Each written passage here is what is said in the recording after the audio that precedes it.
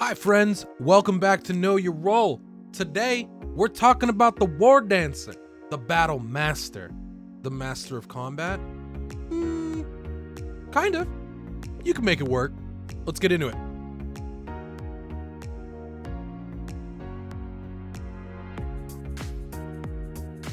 Friends, let's talk about WARDANCER.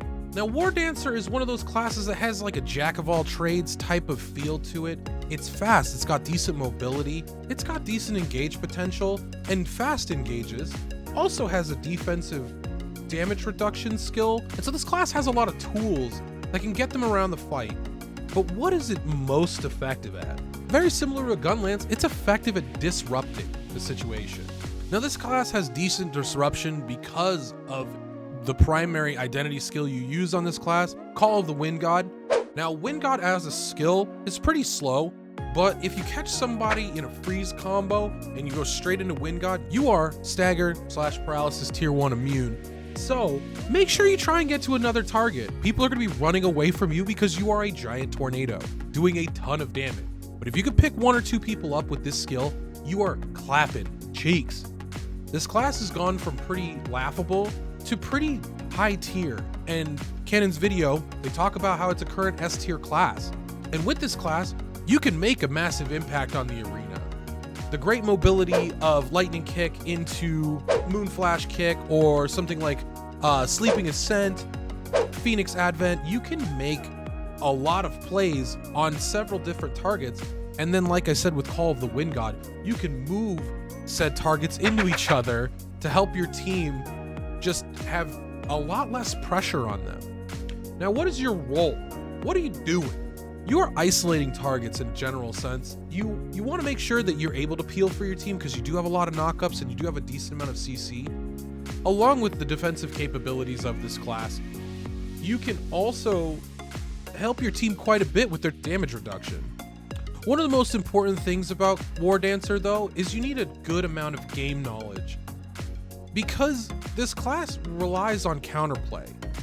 You can absolutely rush someone down and eventually get a pick, but if you know what skills they're wasting and you know how to approach the fight, you can completely disrupt two people at the same time. Like I keep saying, this class is all about knowing and outplaying the situation that you're dealt. Like I said, they have the damage reduction tool, but it's not something you're going to rely on for a ton of the time.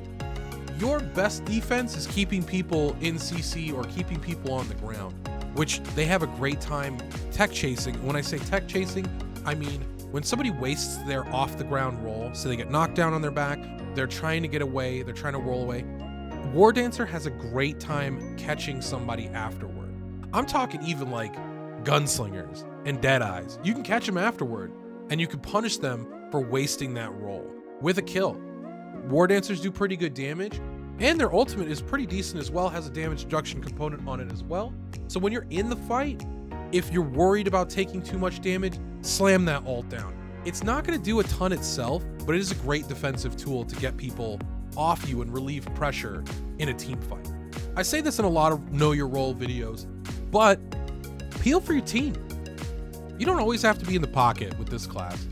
You can be on the aggressive in a lot of situations, but peeling and comboing for your team is going to win you the game. And while we're talking about team play, Phoenix Advent is one of those skills that can be used in so many different ways, from peeling for your team with jumping on a target for a freeze, or chasing down one target that you know doesn't have any CC immunity and they're just trying to run away with a ton of dashes and you know you can catch them straight into another combo. Or it can be used for disengage, since it goes quite a bit of range, but you got to remember that this skill is unprotected from tier 2 and tier 3 CC, so make sure when you're using it, you don't want to use it into something like a paladin that you see is just free waiting and trying to bait you to jump in. I know I touched on it a little bit, but with the WARDANCER Awakening, it is a little more than just extra damage. You can use it as counter engage. If you see that you're in a bad position and you want to make sure that you get some extra damage out before you go down, consider using the Awakening. It's not a fantastic Awakening, but there are situations where it is great. Thank you guys.